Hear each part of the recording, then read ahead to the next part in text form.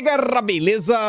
Como é que vocês estão, meus amigos? Hoje é segunda-feira, uma nova semana se inicia e já com a imprensa brasileira tentando proibir a existência de uma direita. Gente, quero mostrar para vocês algumas notícias que fizeram nas últimas horas, aqueles grandes absurdos. E eu quero trazer dois textos que eu acho que vocês vão achar bem engraçados, bem interessantes, de uma época onde a imprensa criticava fortemente e com argumentos a turma da esquerda. Depois vamos falar sobre tributos, não só sobre a reforma tributária, porque vem imposto no jet ski e no whey protein. Vamos comentar umas coisinhas, vamos falar sobre a gasolina que está subindo e também vamos falar sobre a reforma tributária, porque é um assunto que não sai dos holofotes, mais algum texto sério na imprensa, e vocês vão ver também qual é a capa da Folha de São Paulo de hoje. Depois vamos falar sobre a carreta furacão. Hoje vamos. Muitas confusões, possíveis trocas, quem tá querendo o ministério, quem não tá, quem pode ser demitido e quem não vai ser demitido de jeito nenhum. Inclusive esses nomes dos ministérios que estão blindados dizem muito sobre o Dilma e suas preocupações. E se der tempo, vamos falar sobre eleições numa ótica um pouco diferente. Se não for hoje, vai ser amanhã com certeza, porque saíram alguns textos bem interessantes, um que foi escrito por um marqueteiro, falando sobre o momento que o Brasil vive e como as coisas estão mudando muito. Mas enfim, vamos começar e vejam só. Rapidinho aqui, né? Eu acho que ninguém vai falar que o Lira é um bolsonarista. E aí a imprensa, que bate palmas para tudo que acontece contra a direita e sempre arruma uma forma de justificar os maiores absurdos, agora finge, né, que está escandalizada com o que ocorre no Brasil. A Folha de São Paulo relata que o Lira obteve uma liminar para censurar reportagem do site Congresso em Foco. Ué, mas por que censura? É porque é contra eles? Agora é censura? Isso aqui não é justo? Aí a liberdade para praticar crimes não existe, né? Não é isso que eles dizem? Não é isso que eles dizem? Aí agora que se vira contra eles, não, meu Deus, o que é que está acontecendo? A turma está começando a perceber. Um dia eles vão perceber que o problema é que mesmo eles não vão poder mais criticar algumas figuras com o passar do tempo. Isso se eles continuarem com toda essa máquina de perseguição contra a direita. Mas enfim, tá ali, ó. O Lira obteve uma decisão liminar provisória favorável na Justiça do Distrito Federal para retirar do ar uma reportagem do site Congresso em Foco, em que sua ex-mulher, Juliane Lins, o acusa de ter cometido, né, uma violência contra ela em 2006. A ação por danos morais pede indenização de R$100 mil e tem como partes a Juliane e o UOL, empresa em que o Grupo Folha possui participação minoritária, que tem o Congresso em Foco, uma relação comercial com independência editorial. E o argumento é o seguinte: o Lira foi considerado inocente da agressão, logo a matéria é lastreada em mentiras e não deveria estar no ar. E essa mesma imprensa que está aí agora, né? Meu Deus, o que é que está acontecendo? É a mesma imprensa que relata isso daqui com ares de normalidade. Ares realmente de normalidade. Gedel admite que 51 milhões em apartamento eram para a campanha. Uma foto clássica que circula sempre nas redes sociais, malas recheadas de dinheiro, notas de 100, 50, sua grande parte. Italião, em 2017, a Polícia Federal encontrou 51 milhões de reais escondidos em um apartamento alugado pelo ex-ministro Gedel Vieira Lima, em Salvador. Ele foi condenado a 14 anos de prisão, passou 1.010 dias preso e está em liberdade condicional. E agora, de volta à política, como mostra uma reportagem de Veja, publicada em sua última edição. Durante o processo, né, chegou a negar que a blusa pertencesse, mas depois disse que ia ser usada para campanha. E, enquanto isso está acontecendo, eu acho que são os políticos que realmente deveríamos estar de olho. Os problemas reais do Brasil, eu acho que são essas situações. O que é que a imprensa brasileira segue fazendo? Não é a imprensa. Pensei que era falando do bolsonarismo em específico. Mas aqui não é a imprensa em si. Enfim, a imprensa está noticiando. Aqui vem por parte, não sei, né? Não sei por parte de quem. Polícia Federal. A Polícia Federal, né? A Polícia Federal ordena que Anderson Torres devolva salários recebidos na prisão. Não só isso. Além do salário, Anderson Torres enfrenta um processo administrativo interno na Polícia Federal que deve culminar com sua expulsão definitiva da corporação. Eu fico me perguntando, o que é que o Anderson Torres fez para ser expulso? Ele está livre. Inclusive, ele estava nos Estados Unidos quando a confusão ocorreu. E até então, pelo que foi divulgado pela imprensa, ninguém conseguiu conectá-lo aos atos do dia 8, porque ele estava de férias e férias programadas com antecedência. Ele não foi, né, em uma cidade vizinha, ele estava nos Estados Unidos. É uma viagem que você se programa para Disney, com passagem, faz ali book uns hotéis, né? Faz uma reserva de hotéis, mas você vê, né? Torcendo. Isso aqui fica com um certo ar de vingança, mas beleza. Aí sim chegamos no que eu queria mostrar para vocês. O Chico Alves, colunista do UOL, conversou com um especialista que está para lançar um livro que mostra como os bolsonaristas, eles abandonaram a batalha cultural para se jogar numa espécie de violência realmente física, tocar o terror mais ismo no final. Uma coisa que é absurda, e quando você fala esse tipo de termo, você pensa em ações assim que você bota a mão na cabeça, né, que chocam a sociedade, tiram vidas, mas não, é a tese deles. Olha lá, ataque ao ministro mostra que 8 de janeiro não acabou. Não acabou, estamos vivendo até agora, né? É o primeiro filme do Star Wars, A Ameaça Fantasma, né? É o que estamos vivendo até agora. O bolsonarismo passou do limite da possibilidade de convivência na polis. Ou seja, nós não podemos mais existir, afirmou o professor à coluna. Ou nós reagimos agora, ou as consequências para o futuro serão funestas. Mas vai fazer o quê? Botar todo mundo na cadeia? Que é para que esse cara tá planejando? A tese que o pesquisador defende no livro é que a extrema-direita, liderada por Bolsonaro, deixou de lado a narrativa da batalha cultural e passou ao confronto real, que acontece de várias formas, como, por exemplo, aí cita aí a questão da agressão, é o que chama de terror mais ismo doméstico. Veja como são as coisas. Aí pergunta lá, né? Então, como é que a gente pode lidar com esse problema? Você deveria se preocupar um pouco. Que ele fala assim, ó, eu proponho que se crie no Brasil algo como um juizado de causas céleres para crimes digitais. Que a gente fica me perguntando, né, o que seria isso? Será, assim, tem que ter uns artigos também, né, para configurar crime, etc, tudo mais. Tá parecendo meio que um tribunal de inquisição, mas tudo bem. E o que ele chama desse terror, né? O que ele classifica como isso? Por exemplo, as atitudes do deputado Gustavo Gaia perseguindo professores e professoras. O que foi que ele fez? Aí diz que é tocando terror porque ele leva milhares de pessoas a pressionar uma escola para demitir o professor. Bom, eu não sei se o deputado fez isso. Agora, esses grupos que tem na internet que pressionam empresas, assim, não é para você demitir pessoas, eles pressionam para a empresa acabar. Olha o que está acontecendo com a Jovem Pan. Não, assim, não é que ele quer a demissão de um jornalista. Eles estão tentando, literalmente, eles torcem pelo fim da Jovem Pan, né? Você fechar uma empresa inteira, com filiais por todo o Brasil.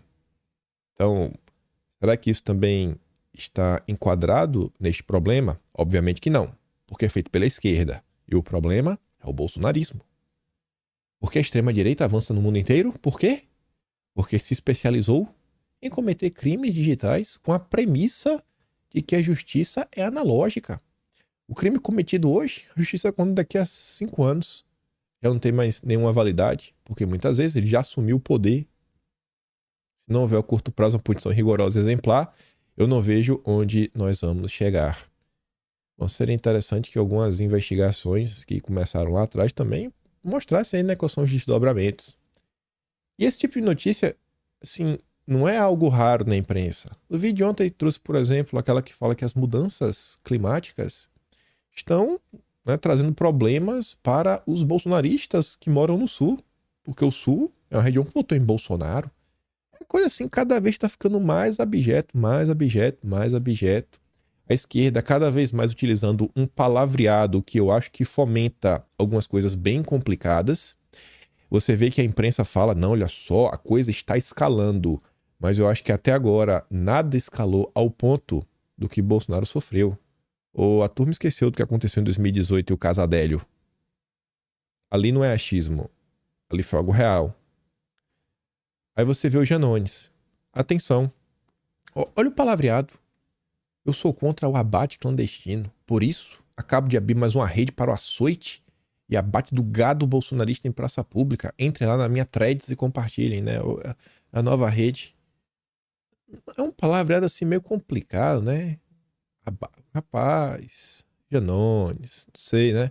Mas isso aqui é do bem. Esse é o discurso permitido, é o mestre da comunicação da turma da picanha, que a turma da Globo News, inclusive, bate palma, fala que é referência, fala que aprendeu a se comunicar nos meios digitais. Imagine se alguém da direita falasse isso para se referir a algo ligado à esquerda. Mas tudo bem. Aí, meu site favorito, não tenho mais dúvida, meu site favorito que eu tento entrar todo dia para pesquisar uma besteirinha. Biblioteca Nacional. Ontem, tinha uma coisa passando na minha cabeça, né? Falei, como é que a imprensa tratava a turma da esquerda no passado, com essas ideias tão malucas?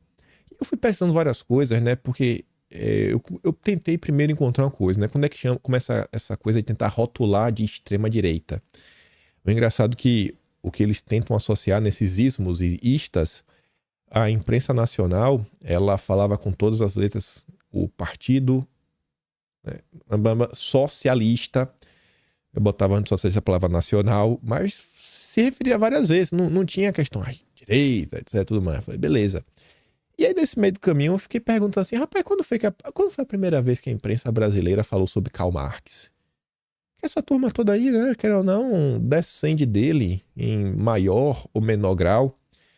E aí eu fui tentar ver como é que a imprensa noticiava isso no passado, obviamente num passado muito longínquo, quais seriam os grandes problemas, coisas que hoje você vê diversas pessoas batendo palma e que o Lula segue fazendo. Aí eu encontrei essa matéria aqui de 20 de agosto de 1871, a reforma, né, do Rio de Janeiro. É um texto interessante, que ele fala assim, ó: Mazzini, cujo amor à liberdade está mais que evidenciado, condena nos seguintes termos a funesta instituição da Internacional. Desde lá de trás, a turma da esquerda já tinha planos de dominação do mundo. Era internacional, que se tornou, né, a Internacional Socialista. Eu encontrei antes disso aqui também, né, nesses idos de... Essas são as primeiras notas. 1871, as primeiras menções a Karl Marx que eu achei.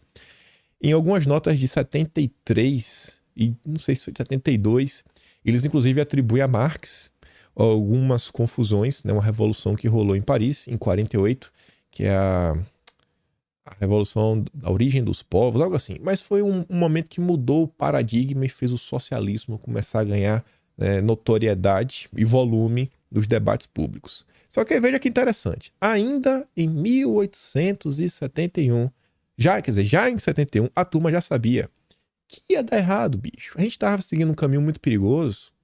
Ó, no meio do movimento normal dos operários, surgiu uma associação que ameaça aniquilar no seu fim, nos seus meios e no seu espírito. Eu falo da Internacional, a Internacional Socialista. Essa associação, fundada em Londres há alguns anos, e que a neguei a minha cooperação desde o princípio, é dirigida por um conselho. A alma deste conselho é Karl Marx, nascido na Alemanha, homem inteligente, mas de um espírito tão dissolvente como de Proudhon, de caráter dominador e zeloso de toda a influência, sem crenças muito sólidas, tanto filosóficas como religiosas, e cujo coração encerra, ao menos assim, o presumo, mais ódio que amor pela humanidade. E você vê que essa turma da esquerda, né, parece que realmente tem mais ódio do que amor, não pela humanidade, mas pelos bolsonaristas, né, que não, basicamente não tem mais o dia de permanecer, né, e participar do debate da polis. O Conselho da Internacional, composto de homens pertencentes a várias nações, nas quais não é a mesma situação do povo, não pode ter unidade de miras positivas acerca dos males existentes em cada uma delas, nem dos remédios que é possível aplicar. Vejam só, não dá para você ter soluções globais para problemas locais. 1871 já estava falando dos males do globalismo. Como a imprensa ficou pobre. E aí continua. Essa parte aqui que foi o que eu achei sensacional. É um textinho bem curtinho, bem direto. A Internacional tem exercido uma influência predominante, sobretudo no segundo período da última insurreição de Paris. Já conheceis a minha opinião sobre esta insurreição, acerca do seu programa e dos seus atos, que a desonram.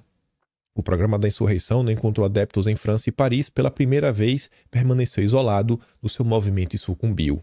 Deveis julgar a Internacional pelo fim a que se dirige e não pela cifra dos seus sequazes. Né? Não fica falando o textil, não, porque a gente quer fazer isso. Não, olha o fim. Olha o que realmente está sendo posto em prática. Onde eles querem chegar. Não se engana com um discurso besta.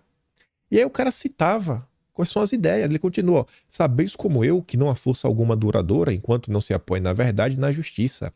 Assim, pois, a Internacional está condenada a deslumbrar-se e já na Inglaterra, seu centro de ação, esses sintomas de dissolução se apresentam de uma maneira visível.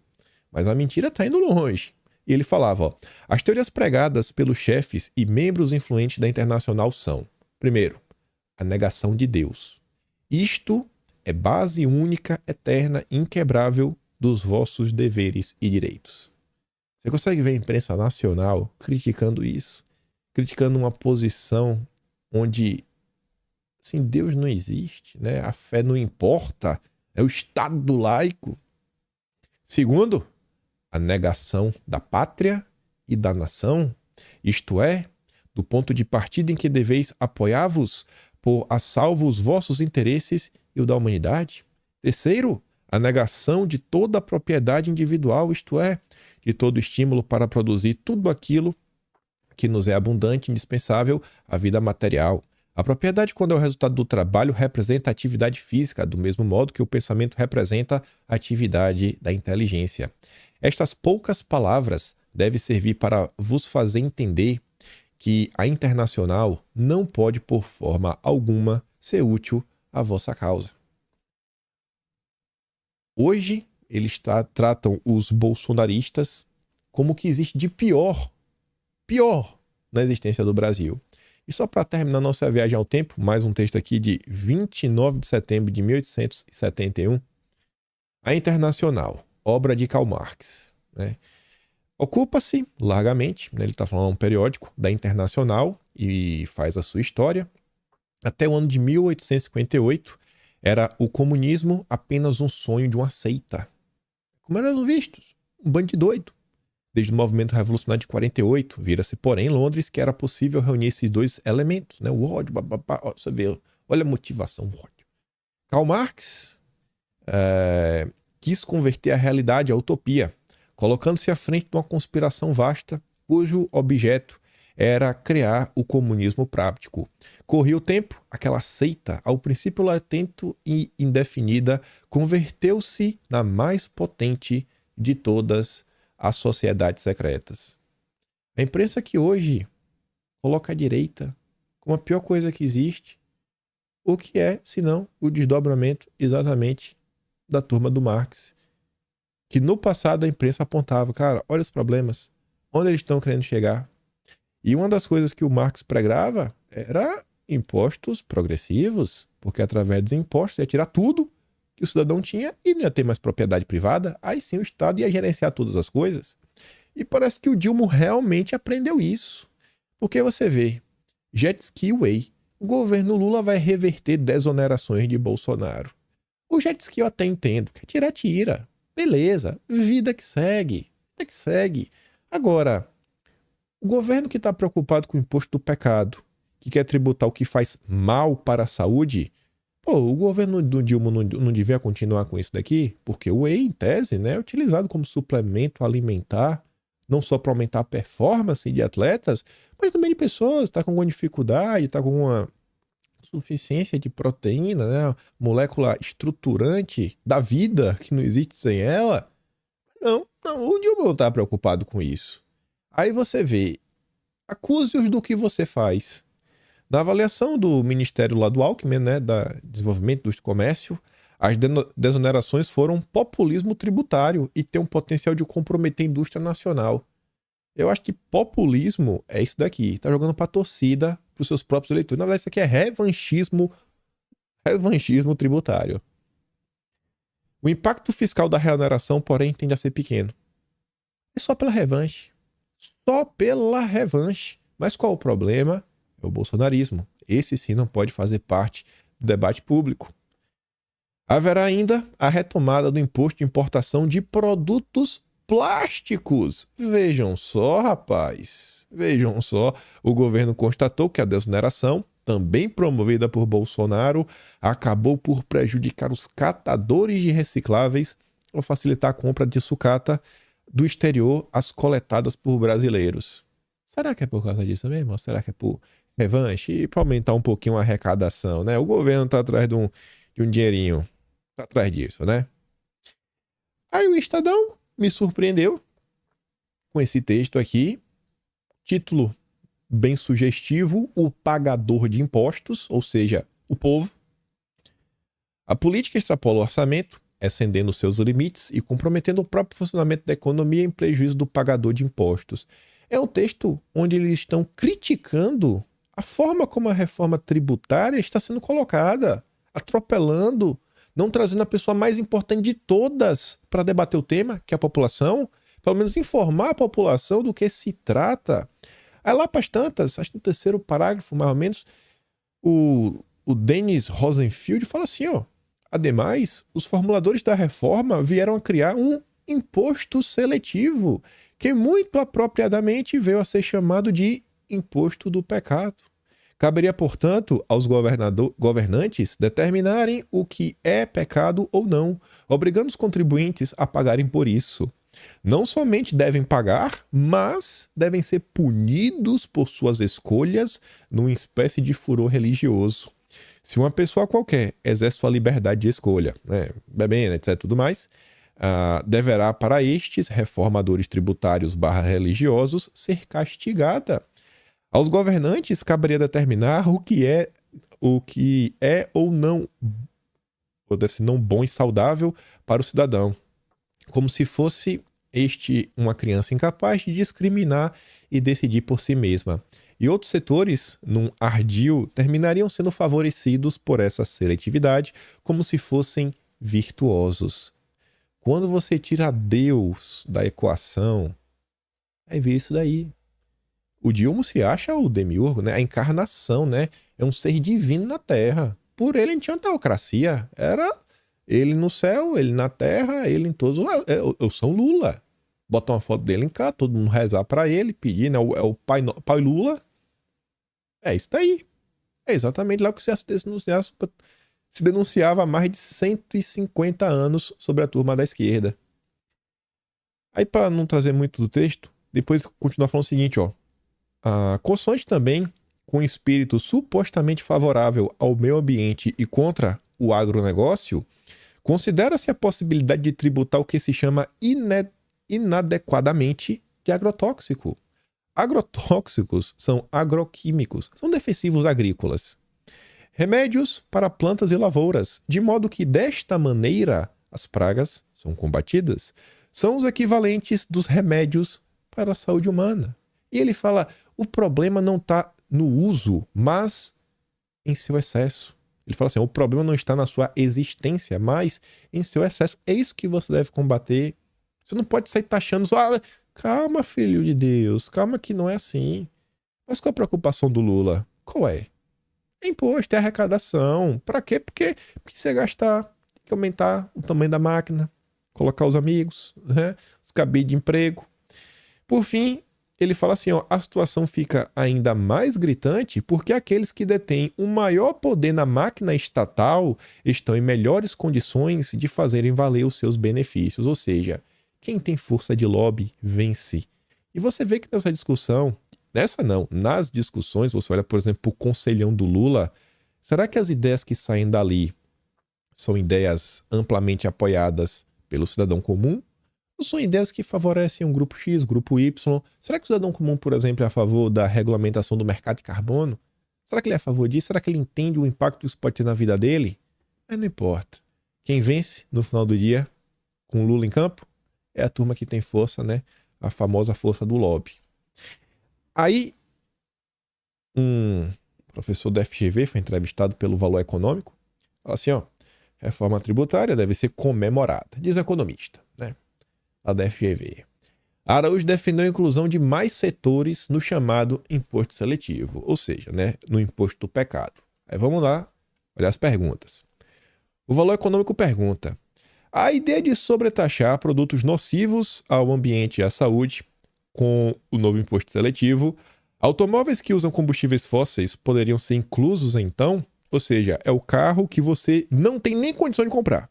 Aquele carro que você nem tem condição de comprar, que tá tão difícil as coisas, ele deveria ser taxado? Eu acho que automóveis poderiam entrar. Eu acho que tem que fazer um imposto seletivo forte. Bota doendo. A elite não quer ver o pobre de carro. Por quê? Porque o pobre de carro são mais carros nas ruas. Logo vai ter mais engarrafamento. As elites querem as ruas livres para eles transitarem. O pobre enlatado, né, numa lata de sardinha, numa condução normalmente assim horrível, que fica muito a desejar, porque o transporte público no Brasil tá ruim, tá horrível. E parece que não tem ninguém querendo resolver. Aí pergunta: se tivermos um aumento muito grande do escopo do imposto seletivo, não poderia ser um freio em segmentos industriais potentes dentro da indústria brasileira? Não, não. Pode botar doendo. O que eu acho é que a reforma já traz mais clareza para o setor industrial. Olha que ele está preocupado. Porque não teremos mais os impostos em cascatas. Não teremos mais taxação na origem e sim no destino. Então não vai se colocar indústrias em locais que não deveriam estar para receber benefício fiscal estadual. Eu não estou falando para fazer imposto seletivo em toda a indústria. Não vai taxar tudo. Pelo contrário, é minha perspectiva pessoal. Automóveis têm um custo muito grande de gastos públicos. Que custos? Tem externalidades como construção de viadutos, de estradas. Você poderia estar fazendo outros tipos de investimentos nas cidades. Eu sei que esse ponto é polêmico, mas é minha posição. Mas tem que ser um imposto seletivo robusto, porque vai ajudar na redução da alíquota padrão e assim ajudar a indústria. Ou seja, taxe com força compra de carros, para você conseguir, inclusive, ver na alíquota geral, você vê mais baixo para favorecer a indústria. Olha o raciocínio. Aí você para e pensa: gente, você não precisa de automóveis para você fazer logística, pegar produtos de um lugar e levar para o outro? Será que esse professor da... É porque cidade de Túlio Vargas, né? Ele deve comer só alimentos orgânicos. Deve ser transportado de avião, porque ele é da elite, ele é rico. Ele escolhe o que ele come, né? Ele não come o que tem. Ele não faz... Assim, enquanto o pobre... Quem nunca esperou o final de semana? Falei, eita, dia de sábado, uma pizza. Aí o cara come... O cara fala assim, não é assim. Tu pega... Aquele dia que tu tá assim, que tu fala assim, o que às vezes tu só deu pra comprar uma pizza, mas tem que dividir assim pra 3 pessoas. Que tu sabe que o certo era no máximo dividir pra 2. Tu pega, tu morde, tu chega a comer devagar. Porque quando come devagar parece que enche mais, né? Come devagar, vai apreciando. Aí no meio do pé, não, agora eu vou botar um pedacinho um pouquinho maior de uma vez só, porque o gosto é mais forte. É assim, é a vida do brasileiro normal. E o cara quer que você lasque imposto. Como se infraestrutura fosse só para carros, como se não tivesse outras aplicabilidades, como se não tivesse a questão de integração regional. É uma coisa que é tão distópica que você vê como essa turma tá distante do povo. E entra no que o Estadão falou. No final do dia, o Lula tá preocupado com quem? Com as elites. E quem que tá guiando a reforma tributária? São as elites. É quem tem força de gritar e ser ouvido. É os professores da FGV. Quem que vai ser? Quem é o cidadão brasileiro que vai ser entrevistado pelo Valor Econômico? Que é até do Grupo Globo, né? Veja como são as coisas. Mas vamos continuar. Falei pra vocês sobre a capa da Folha de São Paulo de hoje. Tem ali uma foto que tá ruim de ver, mas eu falo pra vocês. Tá falando sobre a despoluição do rio Tietê. E a única notícia que dá pra ler, tá escrito que IVA do Brasil pode ir a 28% e se tornar o maior do mundo. Eu acho que é até meio informação errada. Muito errada. Absurdamente. Eu acho que a Folha de São Paulo fez uma fake news em relação à sua própria matéria. O conteúdo da matéria da Folha de São Paulo torna a manchete uma fake news, que é muito pior do que eles estão tentando pintar. E você vai entender o porquê. Até porque estamos falando de uma instituição ligada né, ao governo, que é o IPEA. IVA do Brasil pode ir a 28% e ser o maior do mundo, segundo pesquisa do IPEA. Ele nem botou isso, ó, segundo a pesquisa do IPEA, mas tudo bem. Aprovado na Câmara, regimes tributários favorecidos, alíquotas reduzidas e isenções elevam o novo tributo. A Folha diz assim, ó, que com base na reforma, o estudo do IPEA chegou à conclusão que tem que botar um IVA de 28,4%. Aí já tem o primeiro erro. Não é 28, é 28,4%. Mas beleza. Até vírgula, você arredonda para baixo, né? Tá certo. Arredondaram para baixo. Beleza, é do jogo. Seria o maior do mundo para um IVA. Maior. Já que o Brasil não é IVA dual. A gente chega lá. Só que é pior do que vocês pensam. Porque não é 28,4%. É mais. É pior. A própria matéria vai deixar isso claro. Que fala assim, ó. O estudo do IPEA é o primeiro a medir os possíveis efeitos da reforma a partir do cruzamento de dados da Receita Federal para a arrecadação setorial e as exceções negociadas pelos deputados. E aí o pesquisador é o João Maria Oliveira. Ele traçou alguns cenários, né? Ele trabalha com modelos. Os parâmetros de 2 cenários. Ele fez 3 cenários, 3 modelos. Primeiro modelo, ele analisou a PEC 45 original, IVA único. Essa daí seria 25%. A PEC 45 original com IVA único. Essa é 45%. A PEC 110, com 2 IVAs, dual, seria 26,9%. E a atual seria 28,4%. Não. Fake news. A manchete não condiz com a realidade. Por quê? O terceiro cenário, Oliveira projetou a alíquota a partir da proposta negociada na Câmara. Mas qual proposta? A estimativa mantém a carga tributária atual e considera os efeitos de regimes favorecidos, alíquotas reduzidas e isenções que foram incluídas no texto até uma semana antes da votação. Ou seja, é aquele primeiro PNLP. Foi o texto provisório. Foi o primeiro que foi divulgado no dia 22. O texto do dia 22 passou por 2 mudanças. Foi aprovada a terceira versão, que piorou e muito. Ou seja, pegando o que estava ruim, não o pior de todos, pegando o que estava ruim, 28,4%. Tanto que diz, ó, as exceções inseridas de última hora não entraram nessa conta. Estamos falando possivelmente de um IVA acima de 30%. Tá entendendo? Tá entendendo? Não tem lastro na realidade a manchete quando você olha o texto. Olha o caos que estão enfiando o Brasil. E qual a promessa? Não, mas você tem que ter que... Ó, o jogo deles é assim, ó. A carga tributária será menor. A carga, não o tributo. A carga. Porque a carga seria, em tese, o que você gasta menos o que você tem de volta, como se fosse o crédito. Então ele se baseou no esquema do cashback. Você paga um tanto aqui, depois você vai ter um cashback. Será que vai ter? Como é que vai ser o cashback? Quem vai ter acesso, quem não vai ter? Será que na hora de você botar para as pessoas pagarem mais e menos, será que o cashback é a melhor ferramenta? Não seria melhor jogar isso aí no imposto de renda? Mas não, né? É o governo petista, sabe como é que as coisas funcionam. A conclusão óbvia é que quanto mais exceções forem oferecidas, maior será a alíquota efetiva para quem fica fora da exceção. Mesmo que fosse mantida em 25%, a alíquota ainda seria elevada para a média mundial. Esse é o percentual da Dinamarca, Noruega, Suécia, considerados estados de bem-estar social que oferecem serviços públicos de primeira linha. Em países com reformas mais recentes, a alíquota costuma ser bem menor, como na Austrália, 10%, Nova Zelândia, 15%. Aí, segundo os cálculos, hashtag confia no Haddad, se for aprovado o primeiro texto, não o texto que passou, o primeiro com essa alíquota menor, que não vai ser só 28, vai ser mais.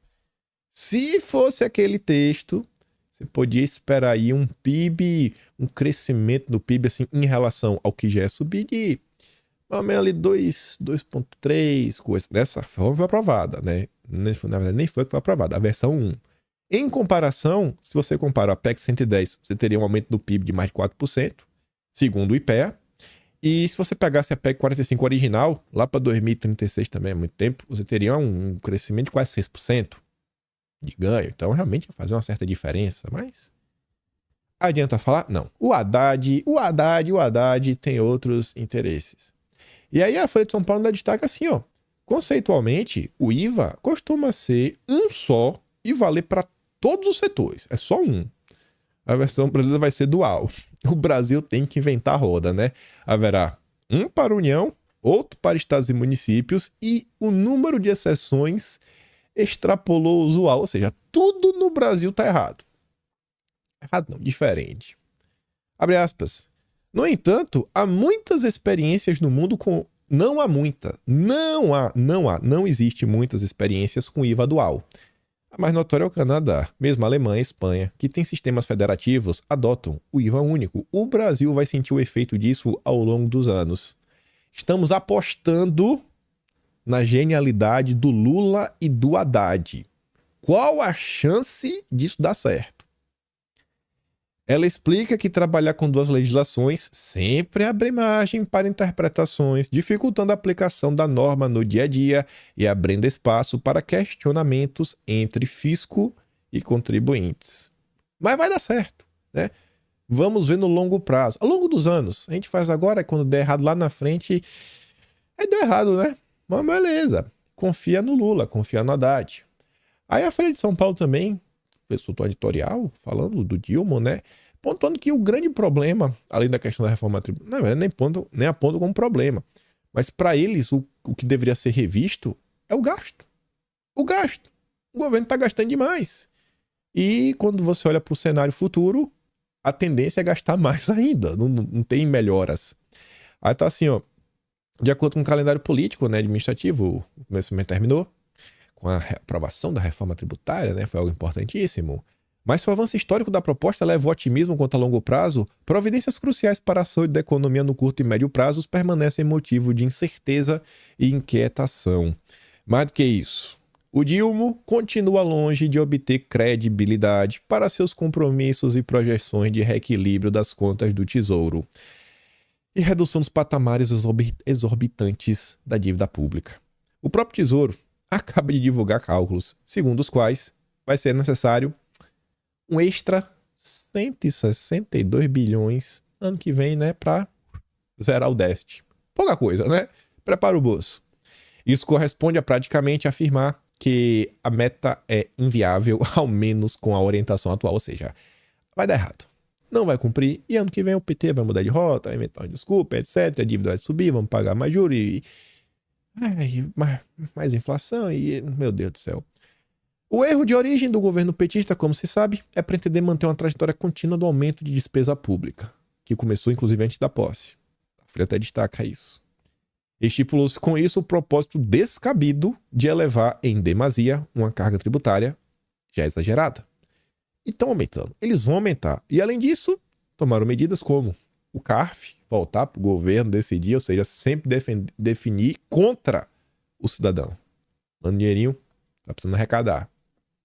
É muito improvável que o governo tenha sucesso mais do que parcial em sua senha arrecadatória. Eu não sei, viu? Nunca duvide do Lula. Como se nota por decisões e posicionamentos do Congresso. Não por acaso o Tesouro aponta problemas a serem enfrentados no lado dos gastos e opções possíveis. São problemas que não podem ser ignorados ou tratados à base de retórica demagógica, como se o imperativo de eliminar a pobreza prescindisse de boa gestão das finanças do governo. Enquanto houver risco de escalada do gasto e da dívida, o Banco Central terá dificuldades em reduzir juros, as empresas vão hesitar em investir e o país estará sujeito a um crescimento econômico abaixo do medíocre. Lula deveria se dedicar ao problema desde já. E aí a Folha de São Paulo devia, sei lá, botar ali um emoji de um palhacinho no final, né? Ou então um sorrisinho descarado, porque alguém espera que o Lula, com todo o seu histórico de agigantamento do poder público e dos custos, dos gastos do governo, qual a chance do governo petista reduzir contas, reduzir gastos? Zero. É 0,000%. Zero. Faz aí um editorialzinho aí pra tentar, né, limpar a barra. A Folha de São Paulo é cúmplice. Aí veja que interessante, né? O problema é o gasto. Realmente. A prefeitura de Cametá, no Pará, pagou quase R$ 500 mil apenas de cachê para Pablo Vittar se apresentar por 2 horas no Festival de Verão da Diversidade. Isso sem contar as despesas para cumprir as exigências como carro de luxo blindado e passagens aéreas para 26 pessoas. Quem trouxe essa informação foi o deputado estadual do PL lá do Pará, o Rogério Barra. Não é pouco não, meu irmão. Olha, R$ 421.053. Bacana. Não é pouco não, viu? Mas beleza. Gasolina teve alta de 11,8% desde que Lula assumiu o governo. Mas ele ia acabar com o PPI, né? Vai acabar com o PPI. Gente, é só imposto pro povo pagar. É voto plástico, é whey protein, jet ski, é reforma tributária, é gasolina. Agora, pros amigos, é a festa da Xuxa. Pros amigos, é a festa da Xuxa. Unidunité. Aí. Precisa explicar alguma coisa? O vinheteiro que não comenta sobre política colocou ontem até um vídeo, ele fala, rapaz, Petrobras anunciou o fim do PPI, mas a gasolina tá acima de R$ 7. Só eu que tô pagando esse valor no Brasil todo. E ele coloca ali a foto, né? Mora em São Paulo, gasolina comum R$ 7,19. O Poder 360, inclusive, fez essa matéria anterior, eles trazem um gráfico mostrando que a gasolina já passou o preço do diesel. Quem poderia imaginar, né? É o famoso faz o L. Vamos continuar. Aí, diante de todos esses problemas, quais são as preocupações do PT? A perpetuação no poder. Só isso. O Estadão fala o seguinte: Márcio França entra na lista de ministros demissíveis para Lula abrigar o Centrão. É a festa da Xuxa. E quem quer agora ser a Paquita é o Marcos Pereira. Marcos Pereira, grande Paquita, tem que pensar um nome pra ele, né?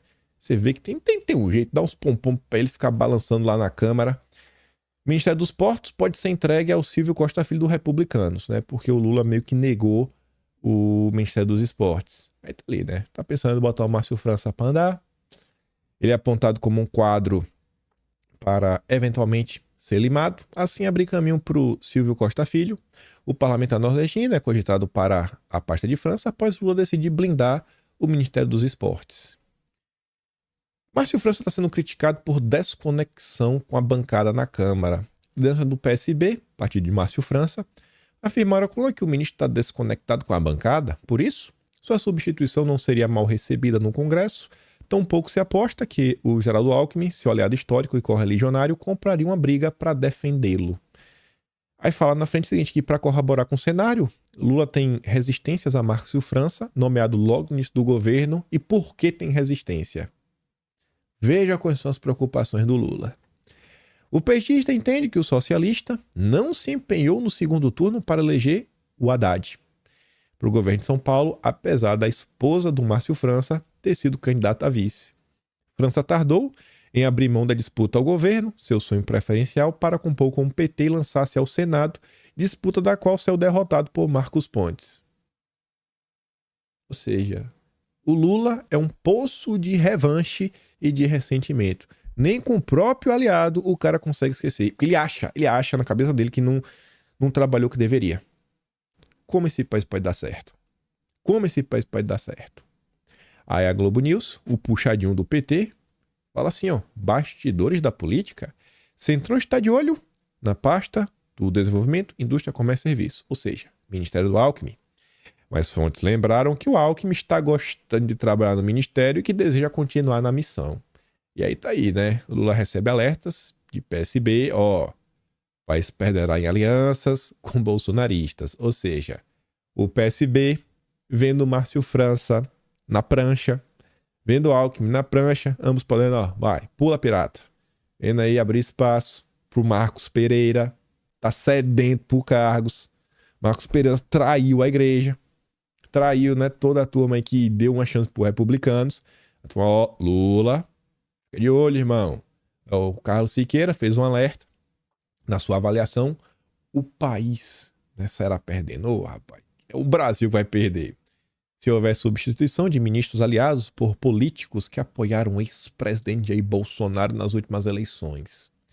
E aí Lula tá negociando, né? Negociando aí, quem sabe botar o Márcio França pra fora, o Geraldo Alckmin. Outro que é do PSB e tá numa espécie de semi-fritura. É uma fritura que, na verdade, não é ninguém tá em busca do ministério dele.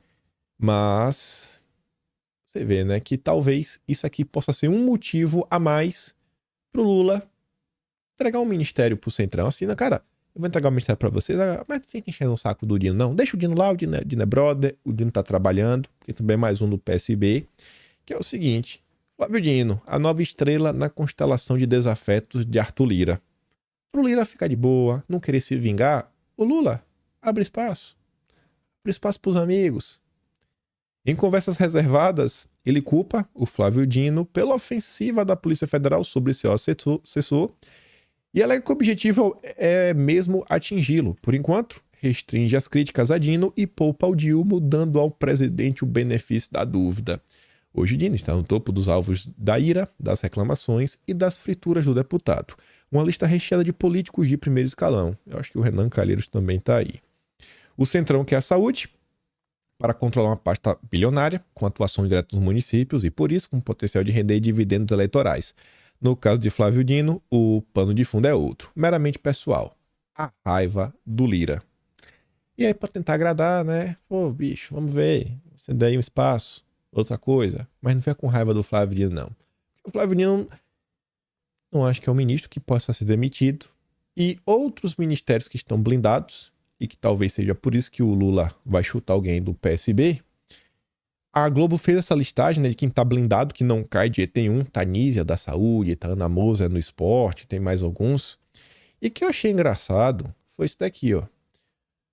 Outro grupo tido como inegociável é composto por nomes vistos como símbolos do governo e que gerariam grande desgaste se fossem trocados.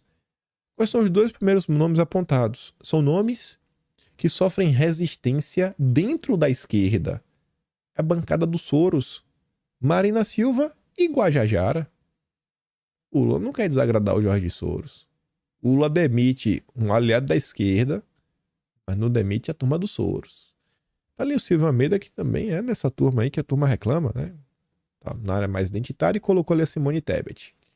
A Tebet, acho que ele quer por perto para não dar nenhum tipo de justificativa eleitoral, de falar, pô, eu tava aqui trabalhando, fui chutada, porque eu sou mulher, porque o PT isso, o PT não se preocupa, e a economia começa a dar errado, né? A Simone Tebet fala, pô, a gente tava no caminho, a decadência começou quando me chutaram para fora.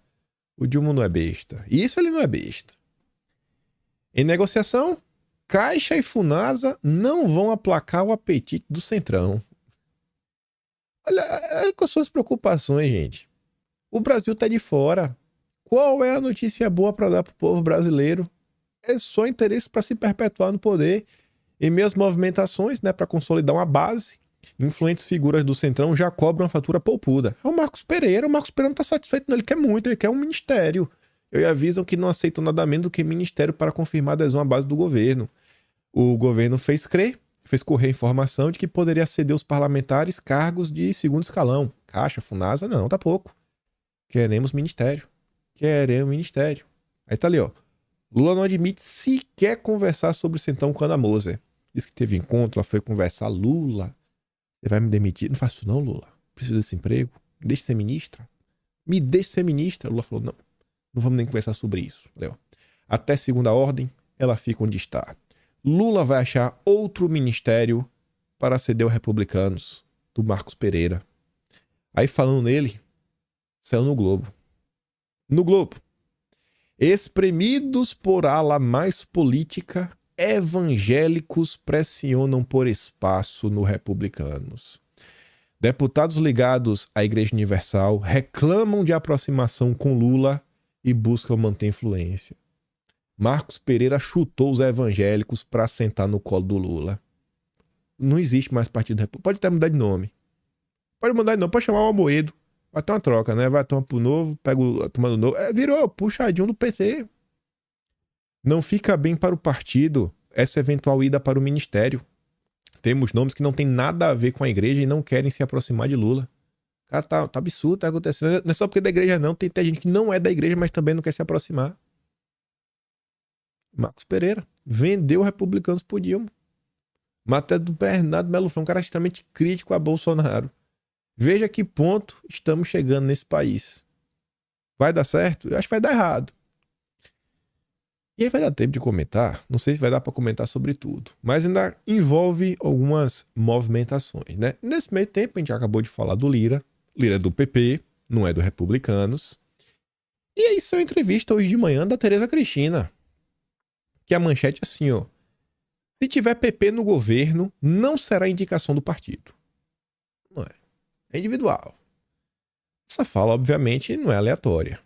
Eu não acho que a Tereza Cristina, ela, se sente confortável de ver o partido apoiando o Lula.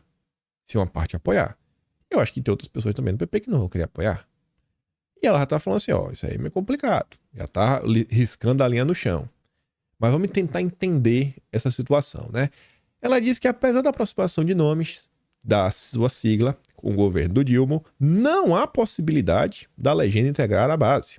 Segundo ela, caso algum filiado assuma o ministério, será uma escolha pessoal do presidente e não uma indicação do partido. Guarda isso, que vamos falar mais. Só abrir um parênteses. Nessa entrevista, Tereza Cristina também comentou sobre a reforma tributária. Ela citou o artigo 20, que não é só para a agricultura, mas para todos os produtos, as commodities para exportação, que precisa de algumas adequações.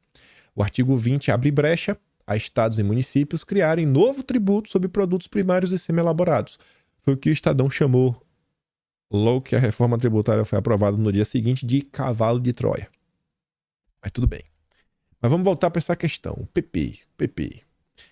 Olha essa questão do PP de forma um pouco mais ampla. Bem mais ampla. Essa turma que vive de política, estou falando da Tereza Cristina, estou falando dos políticos profissionais, tipo Ciro Nogueira. Um bom exemplo. Essa turma nunca está pensando só no hoje. Essa turma está sempre pensando como continuar na brincadeira, continuar na confusão. Essa postagem aqui chamou minha atenção. Acho que vale a pena prestar atenção não só para o que vai ser dito, não só para as questões que envolvem, por exemplo, uma possível embarque no governo, quem vai entrar, como isso vai ser feito, mas também movimentos a níveis eleitorais. E o que é que eu estou querendo falar? Vejam só. No dia de ontem, Ciro Nogueira escreveu um textão falando assim, ó, comunico a todas as líderes e líderes do progressista, já quase falou todes, né? Porque ele podia falar assim, comunica a todos os líderes, porque é plural. Não precisa fazer isso com a língua portuguesa, né? Não precisa agradar a turminha da lacração, mas já começou lacrando. Que anunciaremos em breve o que chamaremos de Agenda Central. Será fruto de ampla discussão e participação interna e definirá o que seriam as nossas cláusulas pétreas inegociáveis, a transcrição de forma simples dos princípios que todos somos obrigados a seguir no partido. A Agenda Central corresponde ao cerne dos princípios ideológicos do PP. Ela demonstrará, de maneira transparente, que todas as iniciativas que estiverem de acordo com as diretrizes merecerão boa acolhida. Do mesmo modo que tiver contrário, devem ser, férrea oposição. Não fazemos política orientadas a governo. Não? Estão mudando, né? Porque antigamente era assim. Mas em relação ao país e o que acreditamos melhor para o Brasil. A Agenda Central é a linha divisória daquilo que defendemos e do que jamais apoiaremos. Aí abre alguns questionamentos. O primeiro é o mais óbvio. E até a imprensa, eu acho que já matou a charada. Com cartilha, PP tenta se blindar para 2026. Isso daqui mostra várias coisas. Primeiro, que o PP aposta que vai dar errado o governo do Dilma. Aposta que vai dar errado. E por quê? O objetivo inicial é tentar blindar o partido de críticas para a disputa de 26.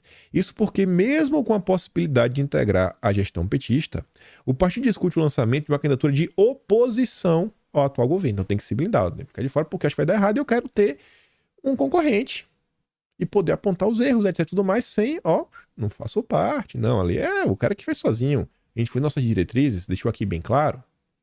Com a decisão, que tornou Bolsonaro inelegível, o PP discute com o PL, republicanos, nome alternativo no campo da direita. Aí cita lá Tarcísio, Tereza Cristina, Flávio Bolsonaro, etc, tudo mais.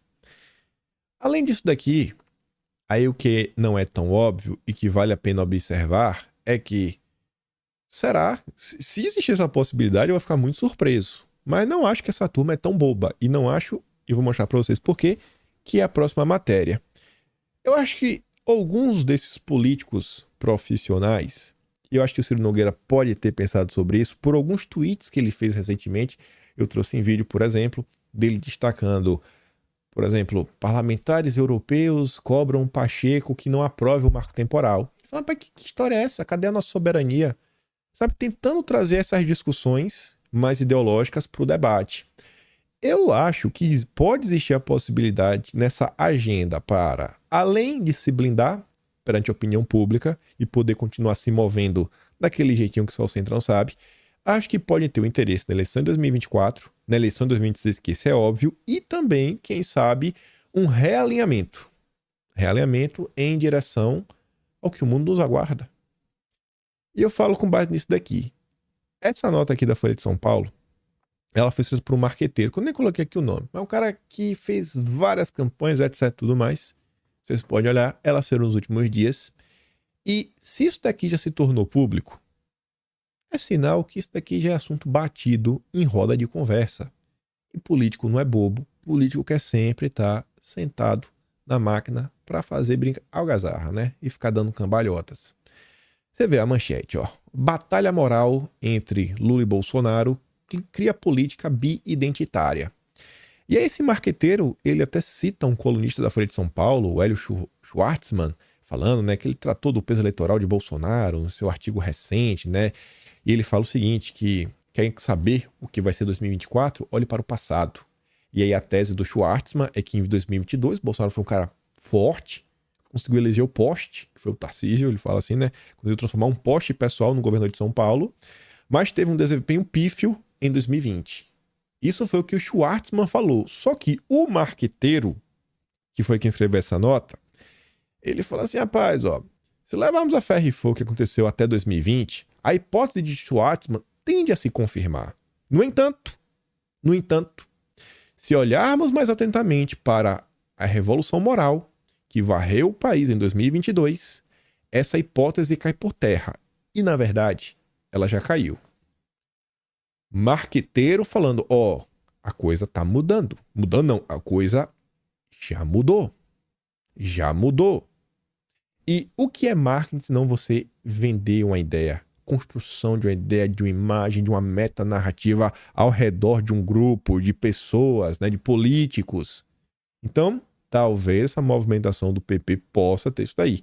Talvez o PP possa começar a defender pautas que são boas para o Brasil, mas por interesses talvez próprios, né? De sair na frente, sim. Espero que realmente o Brasil seja colocado. Se ele quiser ganhar, assim, o Ciro Nogueira quer ganhar, Ciro Nogueira, quer ganhar moral, vai. Mas defende o Brasil. Porque tá ruim. Tá ruim. O Brasil realmente tá de um jeito que só Jesus na causa. Eu vou bater palma se tiver realmente uma ação contundente, tentando barrar esses absurdos, forçando o Pacheco a destravar, por exemplo, o marco temporal, votar, que o Pacheco sentou em cima porque os parlamentares europeus pediram, atentando contra a nossa soberania. Eu vou bater palma, vou falar, parabéns, Ciro Nogueira, você conseguiu um grande feito. Aí o marqueteiro continua, ó.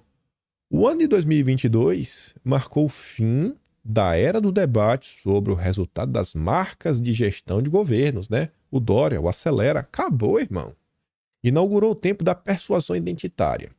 Claro que muitos podem dizer que o debate calcado na identidade sempre existiu, PT, PSDB, etc.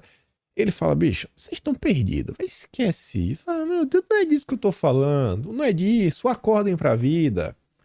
O que vimos em 2022, contudo, foi identidade política como pilar de organização societária, o que já afeta as eleições municipais do ano que vem. A partir de 2022, a política eleitoral passou a ser organizada sob a perigosa, mas inescapável lógica religiosa. Esquece o que ele está falando, né? Tenta ampliar um pouco. Ele está falando, cara, que virou assim, ó. A pessoa está de forma bem clara. Direita e esquerda realmente passaram sua identidade. Sabe? É Lula e Bolsonaro, são valores opostos. E as pessoas tomaram... entenderam isso daí, né? Falou, pô, entendi, realmente tem que tomar um lado. Ninguém quer mais ficar em cima do muro, conversinha mole, aí, não, acabou a prudência e sofisticação. Não é que acabou totalmente, óbvio que tem grande parte das pessoas que tá aí no limbo, no centro, etc, tudo mais. Aí ele fala assim, ó, por tudo isso que a transformação moral pós 2022 nos infligiu, não acho exagero cravar que nos tornamos um país bi-identitário. A identidade política cada vez mais definirá não só os nossos candidatos, mas, sobretudo, o nosso estilo de vida, restaurante que frequentamos, bairros onde vivemos, escolas onde matriculamos os nossos filhos, canais de streams que assistimos, etc. Serão definidos pelo pêndulo identitário dos grupos a qual pertencemos. E eu não acho que ele está de todo errado. Você, quando vai colocar o seu filho na escola hoje, grande parte da turma da direita não quer saber quais são os valores, porque cada lado possui valores antagônicos. O que o Lula defende é totalmente diferente do que Bolsonaro defende. É por essa enorme dimensão e efeito da revolução moral que as eleições municipais de 2024 já sofrem um processo de reorganização estrutural, ou seja, elas deixam de ser eleições livres da discussão nacional e possam fazer parte do debate identitário desde já. E ele cita a cidade de São Paulo. Ele dá o exemplo do Boulos, que quer ser o candidato do Lula, e ele fala do Ricardo Nunes, que quer ser o candidato de Bolsonaro, porque a turma percebeu que não adianta mais ficar de conversa mole. Os ares mudaram. Então, essa movimentação toda que está acontecendo, junto a essas falas, pode ser que seja algo mais profundo. Pode ser que não. Pode ser que seja realmente algo mais simplesinho, só para tentar ter um discursinho, uma desculpinha, assim, falar, mas lá aí você tá rapando o Lula e agora você quer ser oposição a ele, né, na eleição. Não, mas vejam só. Ou então pode ser algo realmente mais profundo. Como ele diz aqui, né, uma reorganização estrutural.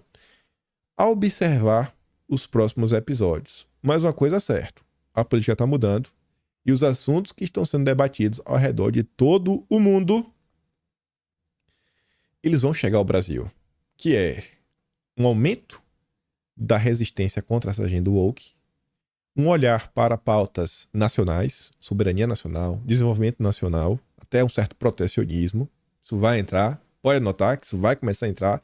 Não duvide começar a se discutir até nacionalismo, a imprensa começar a falar sobre isso.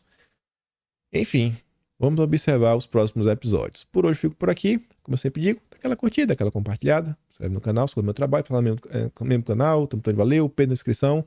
Atlas Brasileiro, quimpanha.com.br, já está disponível o de maio, tudo bonitinho. Já comecei a escrever agora o de junho. Vamos contar a história de todo esse desgoverno. O de junho tá bem legal porque tem vários fatos históricos, né, que a gente comenta nos últimos dias, esses textos mais antigos. E é isso. Fico por aqui. Deixa aquele grande beijo, abraço, tamo juntos. Valeu, meus amigos. Fui!